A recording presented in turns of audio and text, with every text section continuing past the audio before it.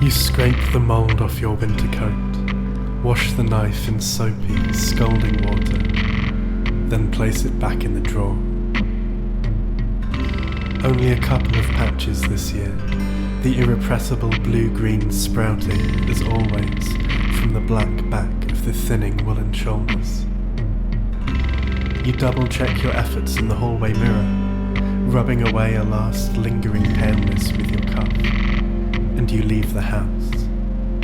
You leave the garden. You leave Western Terrace and Killigrew. Soon you leave the cash machine too, and the little pack of smokers by the door.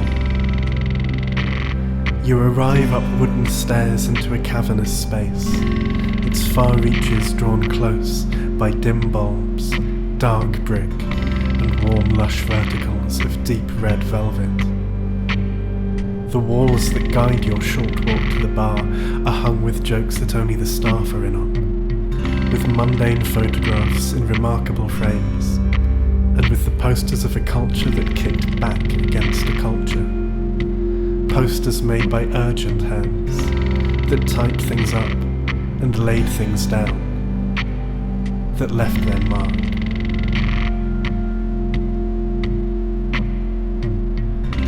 It's an early Sunday evening and the bar's half empty. I'm already there, not quite sitting on a tall stool. I hug you hello, and you think about the mould.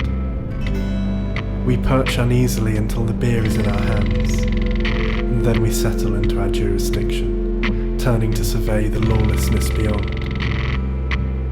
As usual, there's a beautiful goth-inflected girl beside the fireplace. Today her trademark headphones are placed firmly over her ears, as if to say, I live here, and you're all my stepmother. There are people that you know, but have nothing to say to, clustered around the creature from the Black Lagoon pinball machine. And there's Tim, quietly haunting the philosophy section. Oh yes, somewhere between the posters and the pinball and the velvet, this pub contains a bookshop. And even that is not enough to remind me, this drinker once contained a writer. Chris arrives to start his shift. He tips an empty glance towards our empty glasses, and our jurisdiction grows. We talk the always talk. Work, politics, childhood, as the room begins to bustle. You know for a fact that 6 of the 7 people at this bar are currently seeking professional help. The other guy's a tourist. You ask to try my pint. It's called Pint. We talk about the sequence of backlit paintings you're planning to start, the pop-up graphic novel you're planning to finish. Like so many of us here, your nimble, swift striking imagination is matched blow for staggering blow by your towering self-doubt. Over in the bookshop, the poetry is flirting with eternity on the shelves.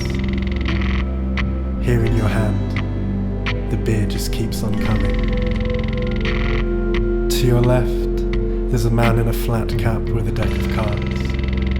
He seems content to continue his stakeout until the licensing laws apply their invisible pressure. We're not there yet. We still need to believe we've somewhere else to be. So we move on. NatWest for cash. Oddfellows for the free pool. Jay's pleased to see us. He gets our drinks and we fail to help him with his crossword. There's Camembert in the China Mouse, and some friends we're pleased to see, laughing at the table by the door. We head to the back room and rack up. The anxiety which so often constricts your neck, your voice, your thoughts, begins to slacken. You drink your spesh. You pot the longest shot.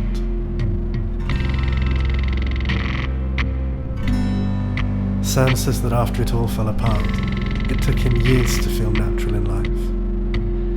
Years waiting to float effortlessly high in the water.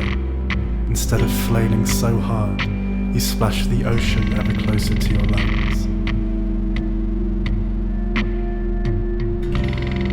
The same shoreline, the same frantic circles, increasing into meaninglessness.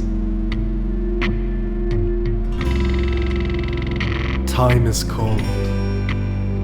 Time is called. Time is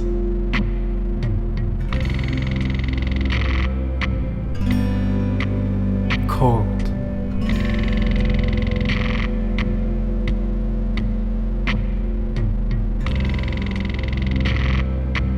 Time.